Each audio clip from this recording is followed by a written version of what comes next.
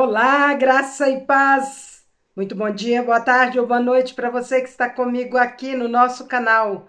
Como é bom estar com vocês mais um dia para juntos lermos a palavra de Deus.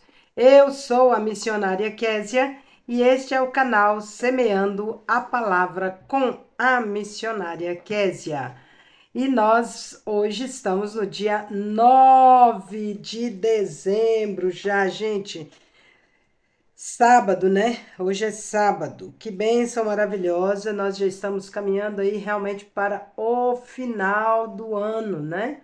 Já estamos quase na metade do mês. Gente, passa muito rápido. Nós, daqui a pouco, estaremos parabenizando os nossos aniversariantes, orando com eles e por eles. E queremos também orar pelos pedidos. Se você tem pedidos, coloque aí no nosso canal, envie para mim no meu WhatsApp e deixe lá o pedido de oração, tá bom? Só lembrando que, antes de começarmos a leitura, eu gostaria muito que você deixasse o seu like, que você também compartilhasse esse vídeo com o máximo de pessoas possíveis.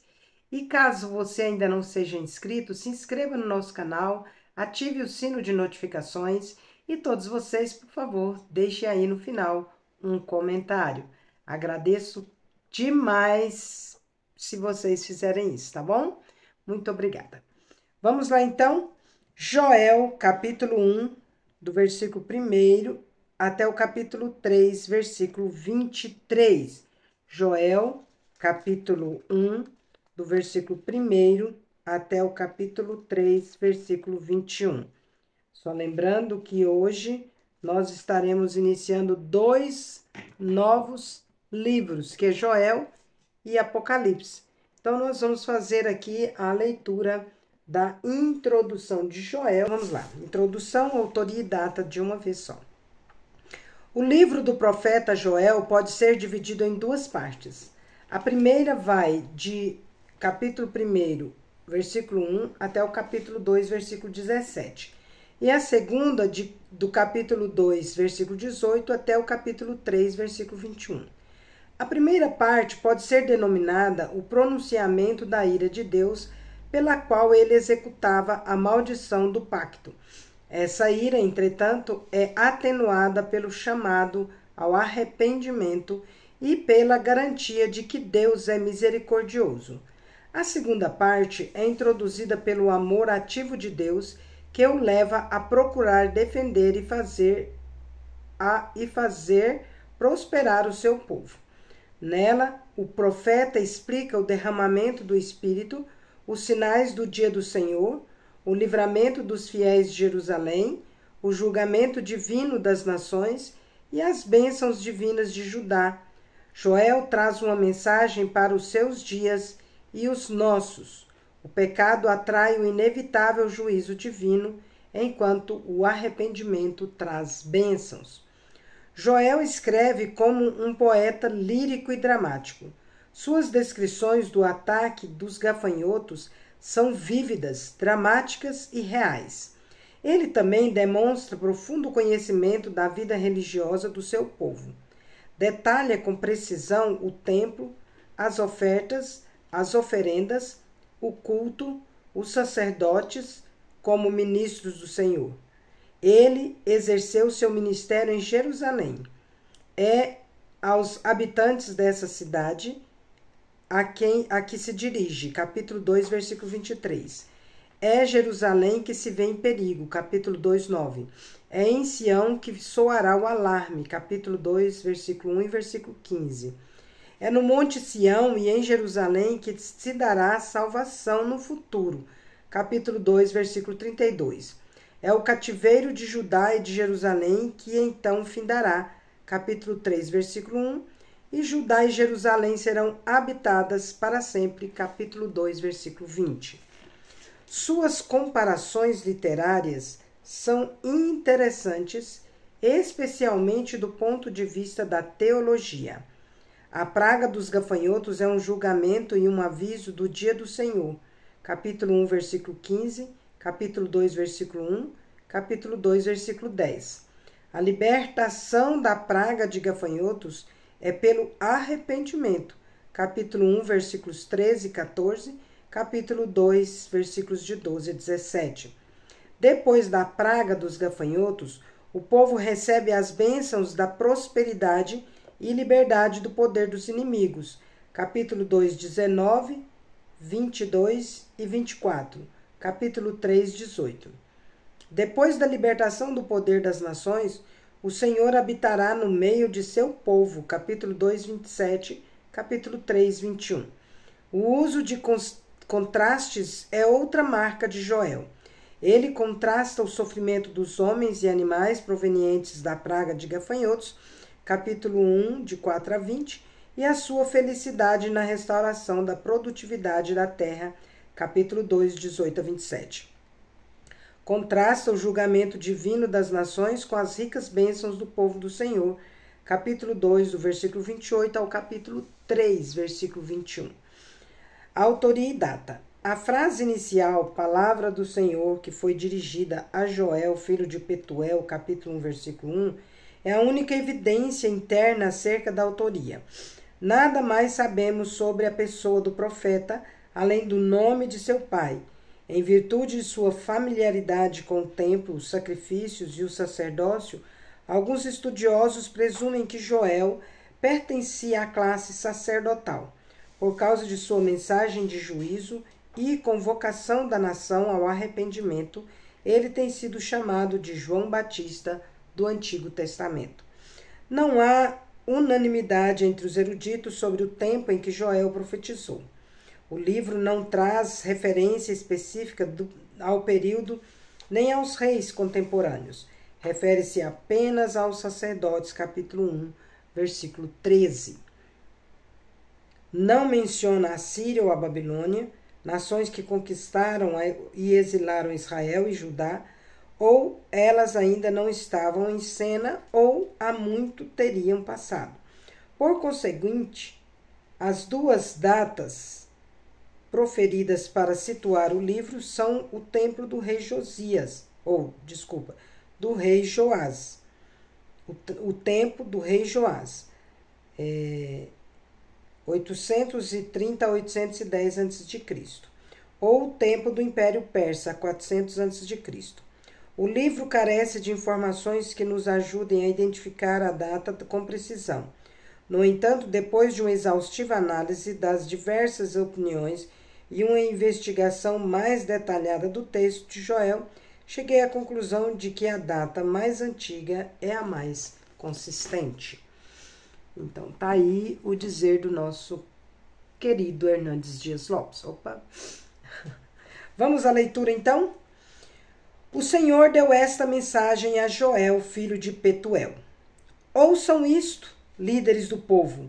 Ouçam todos que habitam na terra. Em toda a sua história, já ocorreu algo semelhante? Contem a seus filhos o que aconteceu e que seus filhos contem aos filhos deles, transmitam essa história de geração em geração. Depois que os gafanhotos cortadores devoraram as colheitas, os gafanhotos migradores comerão o que restava. Então vieram os gafanhotos saltadores e depois deles os gafanhotos destruidores. Despertem e chorem, bêbados. Lamentem, vocês que tomam vinho. Todas as uvas estão arruinadas. Todo o seu vinho doce acabou. Uma nação imensa invadiu minha terra. Um exército terrível, tão numeroso que não se pode contar. Seus dentes são como os de leões, suas presas como as de leoa, ou as da leoa. Destruiu minhas videiras e arruinou minhas figueiras. Arrancou sua casca e as destruiu. Seus galhos ficaram desfolhados. Chorem como a moça vestida de luto que lamenta a morte do noivo, pois não há cereal nem vinho para oferecer no templo do Senhor. Por isso os sacerdotes estão de luto. Aqueles que servem na casa do Senhor choram. Os campos estão arruinados, a terra está desolada, o trigo está destruído, as uvas secaram e o azeite acabou. Desesperem-se, agricultores, Lamentem vocês que cuidam das videiras. Chorem, pois o trigo e a cevada, todas as colheitas nos campos estão arruinados. As videiras secaram e as figueiras murcharam. As romãzeiras, as palmeiras e as macieiras, todas as árvores frutíferas secaram, e com elas murchou a alegria do povo. Vistam-se de pano de saco e chorem, sacerdotes. Lamentem vocês que servem diante do altar. Venham, passem a noite vestidos de pano de saco, vocês que servem ao meu Deus, pois não há cereal nem vinho para oferecer no templo de seu Deus. Convoquem um tempo de jejum, juntem o povo para uma reunião solene, tragam os líderes e todos que habitam na terra para o templo do Senhor seu Deus, e ali clamem a ele. O dia do Senhor está próximo, o dia em que virá a destruição da parte do Todo-Poderoso. Que dia terrível será! Nosso alimento desaparece diante dos olhos, já não há alegria e exultação na casa do nosso Deus. As sementes morrem na terra seca, as colheitas de cereal se perdem, os celeiros estão vazios, os armazéns abandonados, como os animais gemem de fome, as manadas de gado vagam confusas, pois não encontram pasto. Os rebanhos de ovelhas sofrem. Socorro, Senhor! O fogo devorou os pastos do deserto e as chamas queimaram as árvores do campo. Até os animais selvagens clamam a ti, pois os riachos secaram e o fogo devorou os pastos do deserto. Toquem a trombeta em Sião, soem alarme em meu santo monte, que todos tremam de medo, pois está chegando o dia do Senhor. É um dia de escuridão e trevas, um dia de densas nuvens e sombras profundas. Como o amanhecer se estende pelos montes, assim surge um grande e poderoso exército. Nunca se viu algo parecido e nunca mais se verá. À frente deles fogo arde, atrás deles vêm chamas, diante deles a terra se estende, bela como o jardim do Éden. Atrás deles só há desolação, nada escapa. Parecem cavalos, atacam como cavalos de guerra. Olhem para eles saltando sobre o topo dos montes. Ouçam o barulho que fazem, como o estrondo de carros de guerra, como fogo crepitante que devora um campo cheio de palha, como um exército poderoso que avança para a batalha. O medo toma conta do povo, todo o rosto fica pálido de terror. Os agressores marcham como guerreiros e como soldados escalam os muros da cidade. Marcham sempre em frente, sem deixar suas fileiras. Não empurram uns aos outros. Cada um se move na posição correta. Rompem as linhas de defesa, sem desfazer a formação. Atacam a cidade e correm ao longo de seus muros. Entram em todas as casas e sobem pelas janelas como ladrões. A terra treme em seu avanço e os céus estremecem. O sol e a lua escurecem e as estrelas deixam de brilhar. O Senhor está à frente de seu exército, como um grito, ele o comanda. É seu exército poderoso e segue suas ordens. O dia do Senhor é espantoso e terrível. Quem poderá sobreviver? Por isso o Senhor diz: voltem para mim de todo o coração. Venham a mim com jejum, choro e lamento. Não rasguem as roupas em sinal de tristeza. Rasguem o coração. Voltem para o Senhor seu Deus, pois ele é misericordioso e compassivo, lento para se irar e cheio de amor. Está sempre pronto a voltar atrás e não castigar. Quem sabe ele mude de ideia e lhes envie bênção em lugar desse castigo. Talvez possam apresentar ofertas de cereal e vinho ao Senhor seu Deus como faziam antes. Toquem a trombeta em Sião, convoquem um tempo de jejum, juntem o povo para uma reunião solene, reúnam e consagrem todo o povo, os anciãos, as crianças e até os bebês. Chamem o noivo de seu aposento e a noiva de seu quarto. que os sacerdotes que servem na presença do Senhor chorem entre o pórtico do templo e o altar. Não façam esta oração. Poupa teu povo, Senhor. Não permitas que a nação que pertence a ti se torne objeto de zombaria. Não deixes que seja motivo de piada para as nações que dizem: onde está o seu Deus? Então o Senhor teve compaixão de seu povo e com zelo guardou a sua terra. O Senhor respondeu: vejam, eu lhes envio cereal, vinho novo e azeite, suficientes para saciá-los. Vocês não serão mais objeto de zombaria entre as nações vizinhas. Expulsarei esses exércitos que vêm do norte e os enviarei para uma terra seca e desolada. Os que estão na vanguarda serão empurrados para o Mar Morto e os da retaguarda para o Mediterrâneo. O mau cheiro dos corpos em decomposição se espalhará sobre a terra. Certamente o Senhor tem feito grandes coisas. Não tema, ó terra, alegre-se e exulte, pois o Senhor tem feito grandes coisas. Não tenham medo, animais do campo, pois os pastos do deserto ficarão verdes, as árvores voltarão a dar frutos, as figueiras e as videiras ficarão carregadas. Alegrem-se, vocês que habitam em Sião, exultem no Senhor, seu Deus, pois ele envia as chuvas na medida certa. As chuvas de outono voltarão a cair, e também as chuvas de primavera. As eiras voltarão a se encher de trigo, e os tanques de prensar transbordarão de vinho novo e azeite. Eu lhes devolverei o que perderam por causa dos gafanhotos migradores, dos saltadores, dos destruidores e dos cortadores. Enviei esse grande exército devastador contra vocês. Vocês voltarão a ter alimento até se saciar e louvarão o Senhor seu Deus, que realize esses milagres em seu favor. Nunca mais meu povo será envergonhado. Então vocês saberão que estou no meio de Israel, que sou o Senhor seu Deus e não há outro, e não há nenhum outro. Nunca mais meu povo será envergonhado. Então, depois que eu tiver feito essas coisas, derramarei meu espírito sobre todo tipo de pessoas. Seus filhos e suas filhas profetizarão, os velhos terão sonhos e os jovens terão visões. Naqueles dias derramarei meu espírito até mesmo sobre servos e servas.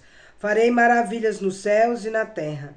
Sangue, fogo e colunas de fumaça. O sol se escurecerá. A lua se tornará vermelha como sangue, antes que chegue o grande e terrível dia do Senhor.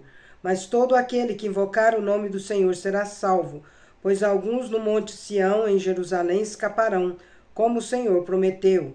Estarão entre os sobreviventes que o Senhor chamou. No tempo em que essas coisas acontecerem, quando eu restaurar Judá e Jerusalém, reunirei todas as nações no vale de Josafá.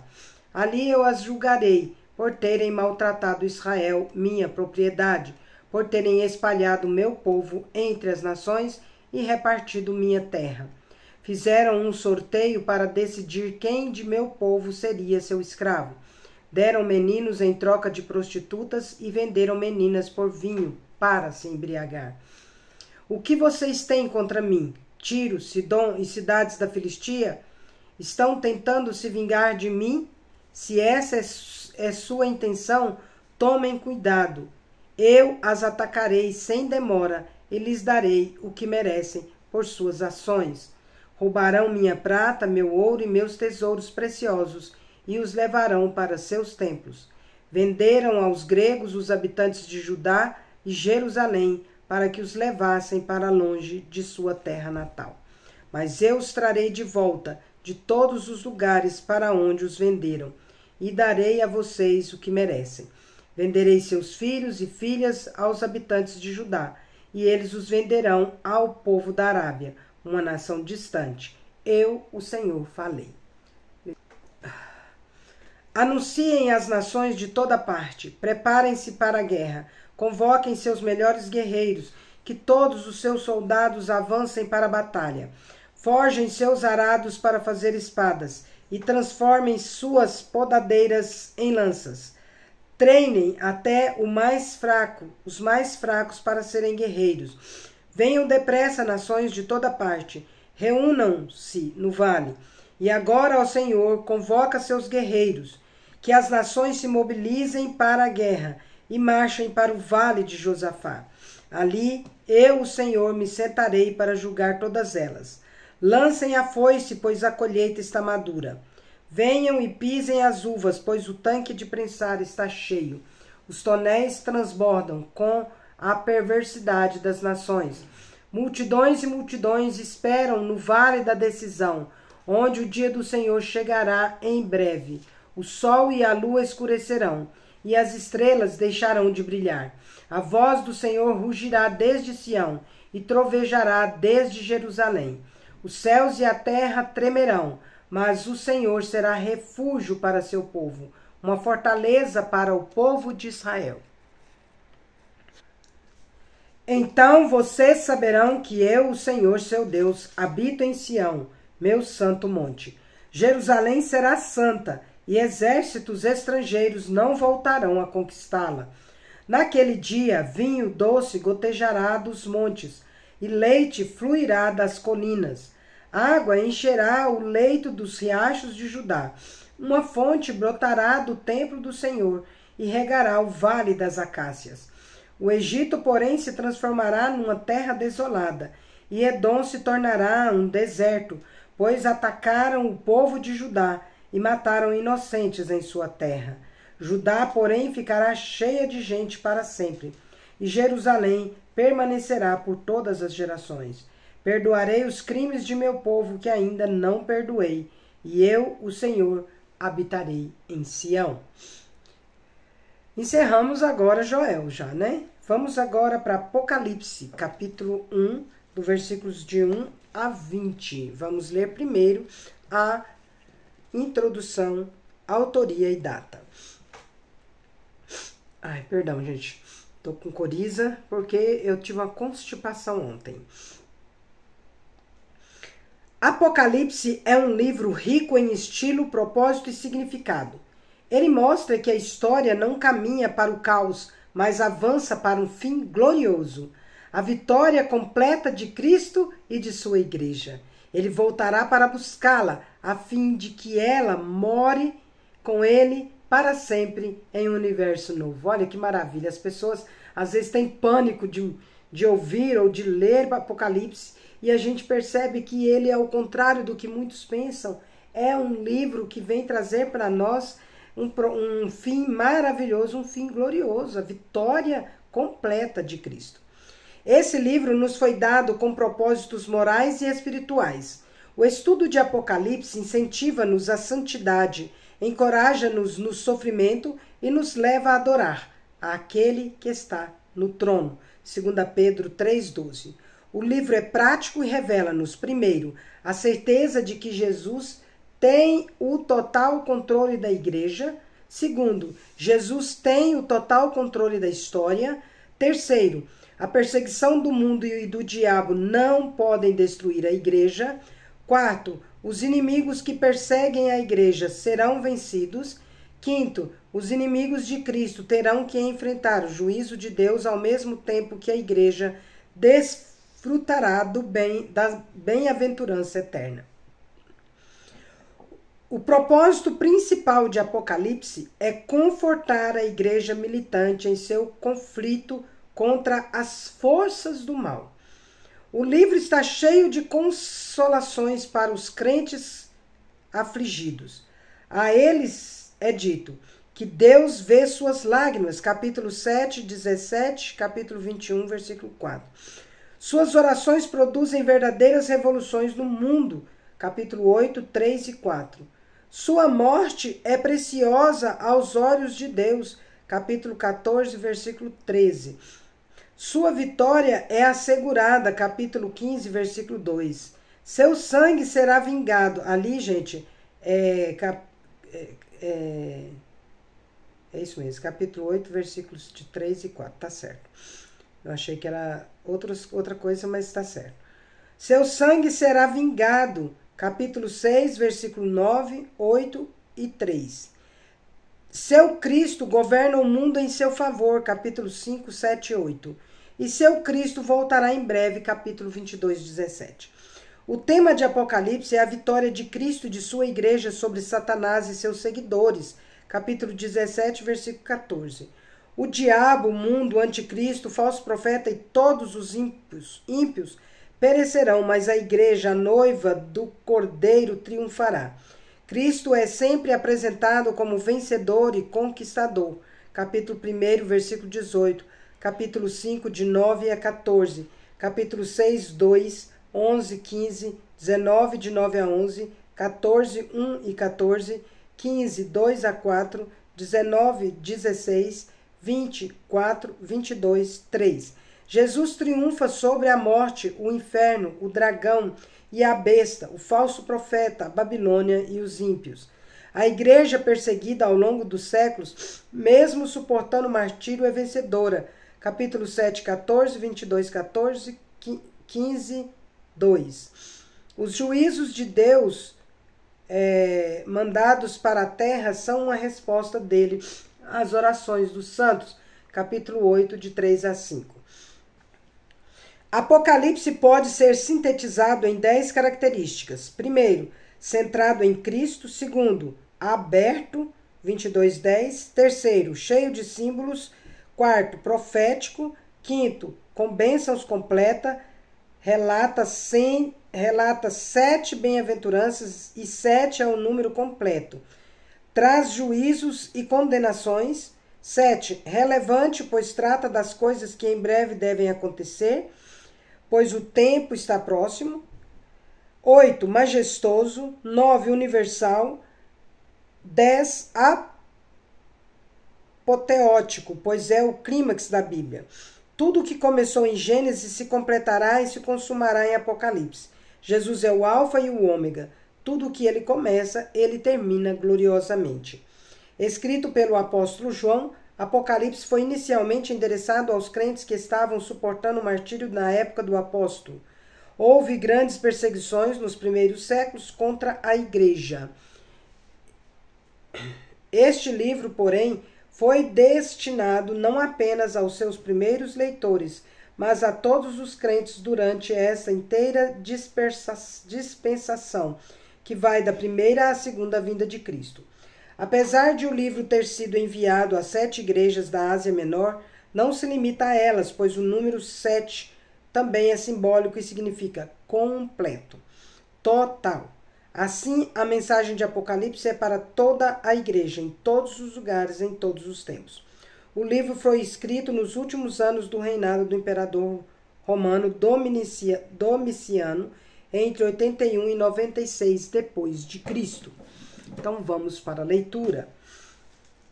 Revelação de Jesus Cristo, que Deus lhe deu para mostrar a seus servos os acontecimentos que ocorrerão em breve. Ele enviou um anjo para apresentá-la a seu servo João, que relatou fielmente tudo o que viu. Este é seu relato da palavra de Deus e do testemunho de Jesus Cristo. Feliz é aquele que lê as palavras desta profecia, e felizes são aqueles que ouvem sua mensagem e obedecem ao que ela diz, pois o tempo está próximo. Eu, João, escrevo às 7 igrejas na província da Ásia. Graça e paz a vocês da parte daquele que é, que era e que ainda virá, dos 7 espíritos que estão diante de seu trono e de Jesus Cristo. Ele é a testemunha fiel destas coisas, o primeiro a ressuscitar dos mortos e o governante de todos os reis da terra. Toda a glória seja àquele que nos ama e nos libertou de nossos pecados por meio de seu sangue. Ele fez de nós um reino de sacerdotes para Deus, seu Pai. A ele sejam a glória e o poder para todo sempre. Amém. Vejam, ele vem com as nuvens do céu e todos o verão. Até mesmo aqueles que o traspassaram e todas as nações da terra se lamentarão por causa dele. Sim, amém. Eu sou o alfa e o ômega, diz o Senhor Deus. Eu sou aquele que é, que era e que ainda virá, o Todo-Poderoso. Eu, João, irmão e companheiro de vocês no sofrimento, no reino e na perseverança para a qual Jesus nos chama, estava exilado na ilha de Patmos por pregar a palavra de Deus e testemunhar a respeito de Jesus. Era o dia do Senhor e me vi tomado pelo Espírito. De repente ouvi atrás de mim uma forte voz, como um toque de trombeta, e a voz dizia: escreva no livro tudo o que você vê e envie às 7 igrejas nas cidades de Éfeso, Esmirna, Pérgamo, Tiatira, Sardes, Filadélfia e Laodiceia. Ficou parecido com trombeta, gente? Quando me voltei para ver quem falava comigo, vi 7 candelabros de ouro, e em pé entre eles havia alguém semelhante ao Filho do Homem. Vestia um manto comprido com uma faixa de ouro sobre o peito. A cabeça e os cabelos eram brancos como a lã, e a neve e os olhos como chamas de fogo. Os pés eram como bronze polido, refinado numa fornalha, e a voz ressoava como fortes ondas do mar. Na mão direita tinha 7 estrelas, e de sua boca saía uma espada afiada de 2 lados. A face brilhava como o sol em todo o seu esplendor. Quando o vi, caía a seus pés como morto. Ele, porém, colocou a mão direita sobre mim e disse: não tenha medo, eu sou o primeiro e o último. Sou aquele que vive. Estive morto, mas agora vivo para todo sempre, e tenho as chaves da morte e do mundo dos mortos. Oh, glória a Deus. Portanto, escreva o que viu, tanto as coisas que estão acontecendo, como as que estão acontecendo agora, como as que acontecerão depois. Este é o significado do mistério das 7 estrelas que você viu em minha mão direita e dos 7 candelabros de ouro. As 7 estrelas são os anjos das 7 igrejas, e os 7 candelabros são as 7 igrejas. Salmo 128, de 1 a 6. Cântico para os peregrinos a caminho de Jerusalém. Como é feliz aquele que teme o Senhor, que anda em seus caminhos. Você desfrutará o fruto de seu trabalho, será feliz e próspero. Sua esposa terá como videira, sua esposa será como videira frutífera que floresce em seu lar. Seus filhos serão como brotos de oliveira ao redor de sua mesa. Esta é a bênção do Senhor para aquele que o teme. Que o Senhor o abençoe desde Sião. Que você veja a prosperidade de Jerusalém enquanto viver. Que você viva para ver seus netos. Que Israel tenha paz. Provérbios 29, 10. O povo que não aceita a orientação divina se corrompe, mas quem obedece à lei é feliz. Oh, glória a Deus! Encerramos nossa leitura de hoje. Finalmente, irmãos, tudo que é verdadeiro, tudo que é respeitável, tudo que é justo, tudo que é puro, tudo que é amável, tudo que é de boa fama, se alguma virtude há e se algum louvor existe, seja isso que ocupe o vosso pensamento em nome de Jesus. Filipenses 4, 8. E vamos à leitura dos comentários de ontem, dia 8. Aniversário de casamento da minha querida e amada, estimada, salve, salve, Eliane Cordeiro. E nós vamos à leitura, então, dos comentários. Vamos lá. Temos aqui a Paulinha dizendo: segundo o rastreador dos Correios, o cartãozinho de Natal da minha amiguinha foi entregue hoje às 13h41. Atrasou 4 dias de previsão. Que legal! Gente, estou muito feliz. As pessoas estão falando que já chegou o cartão, já chegaram os seus devocionários, tá? Vão me falando aí, todo mundo tá me contando aqui. Se já chegou para você e você não me falou ainda, conta para mim que já chegou o devocionário, que eu preciso estar acompanhando, tá?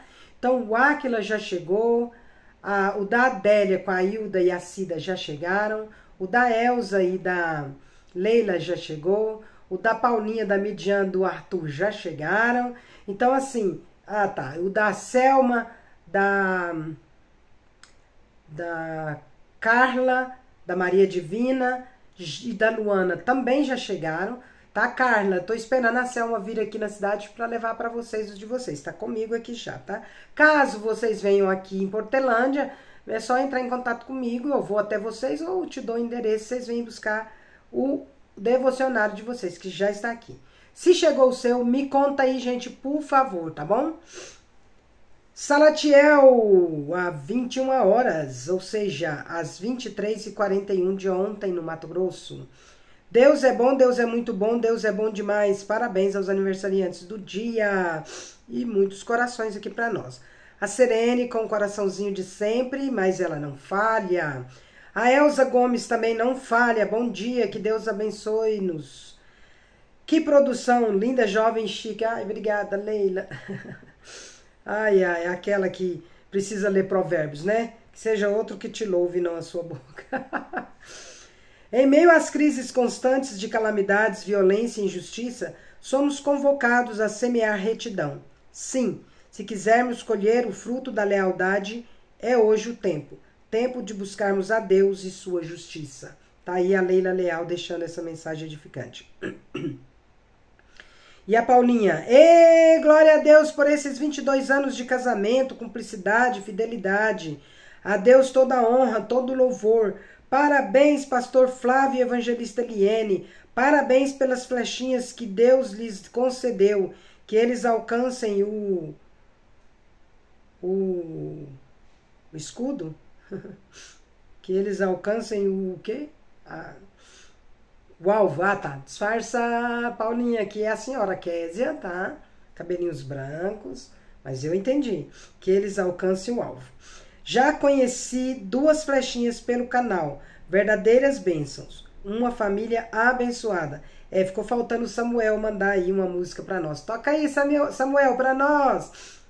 Carmen Lúcia, olá, graça e paz. Bom dia! Eu falei pra você não gritar no canal, Carmen Lúcia. Amados e amadas, que tenhamos um dia abençoado em nome de Jesus.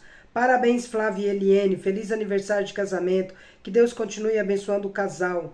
Kézia, você sempre chique. Usa essa blusa só hoje. Amanhã você lava e na segunda-feira coloca no correio me enviando. Ai, Carmen Lúcia, só você mesmo. Carmen Lúcia e Dona Maria Hilda e Suelen. Pode deixar, Carmen. Pode deixar. Espera aí, mas senta um pouco, aguarde que essa blusa pode chegar para você. Mas sentada, espera sentada. Eliene, graça e paz. Como você faz meu dia feliz com seu carinho, minha amiga. Deixo esse versículo para meu esposo. Eu sou do meu amado e o meu amado é meu. Tá lá em Cantares, né? Que legal, Eliane Cordeiro falando. Leila Leal, a essência do livro de Judas é a edificação entre os cristãos. Creio que essa edificação resulta em um edifício que somente o Senhor vê. E essa edificação é importante, necessária, porque nossa fé deve ser firmada em amor, no grande amor de Deus por nós. Amém! Você leu o que eu escrevi? Gente, vamos todos orar e pegar no pé da Leila. Nós queremos ver o seu livro, Leila. Ah, mas eu nunca falei que ia escrever livro. Eu que estou profetizando pela fé em nome de Jesus. A gente não profetiza, mas eu estou desejando do fundo do meu coração que você escreva um livro. Você é muito boa com as palavras e eu acredito que Deus já tem plantado no seu coração alguma coisa nesse sentido. Kézia, arrasou hoje, lindíssima, hein? Obrigada, Paulinha. Deus abençoe hoje também, né? Pode falar aí depois, não tem problema. Quanto mais bela e próspera, Israel fica cada vez mais idólatra, mais confiante em si mesma. Eles tinham um coração enganoso, como nós temos também.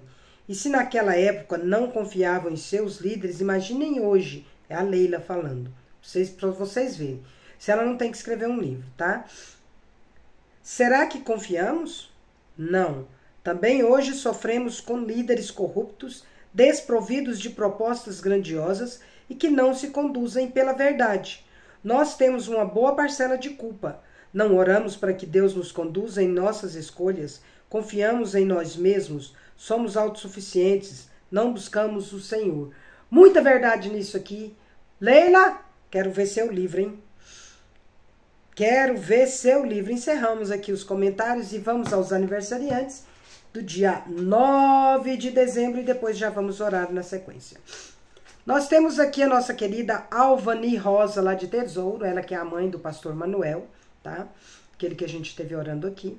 o Enilson Lopes, lá de Guiratinga, o Adedino Pereira, de Unai, a Lohane Rodrigues, lá de Tesouro, a Fabiane Marcante, lá de Tesouro, e a Leandra Rezende, de de Goiânia.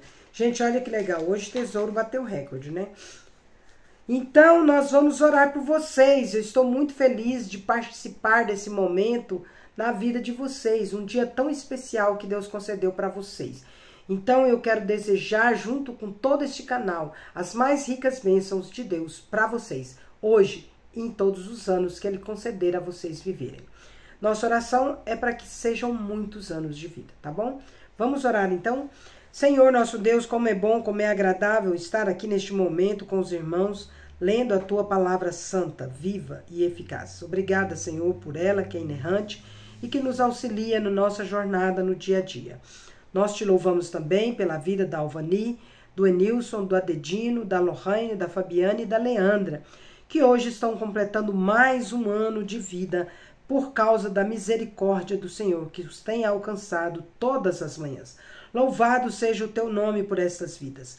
Nós rogamos, ó Deus, de ti para eles as tuas ricas bênçãos, Pai, não só neste dia de hoje, mas em todos os anos que eles vierem a viver ainda pela frente.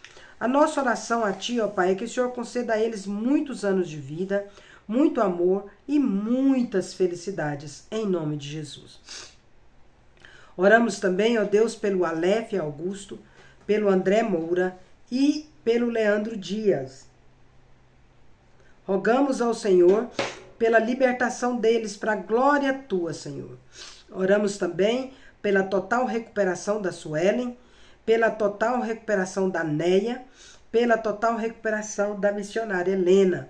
Rogamos que ela seja totalmente curada, juntamente com a Mineia, com o Nelson, com o reverendo Ronaldo Lidório, com a Alessandra, com o pastor Manuel, com a Luciana Comitre, com o pastor Isael, com a Cida Moura, que estão passando, ó Deus, por enfermidades tão dificultosas, Senhor.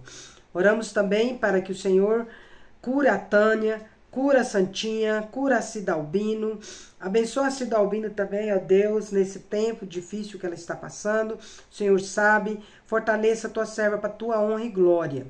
Oramos também para a tua bênção na vida da Cleusa e do Oswaldo, que o Senhor abençoe com a cirurgia que eles tanto esperam. Rogamos a tua bênção para que a Camila volte para casa, incomode sua vida, seu coração.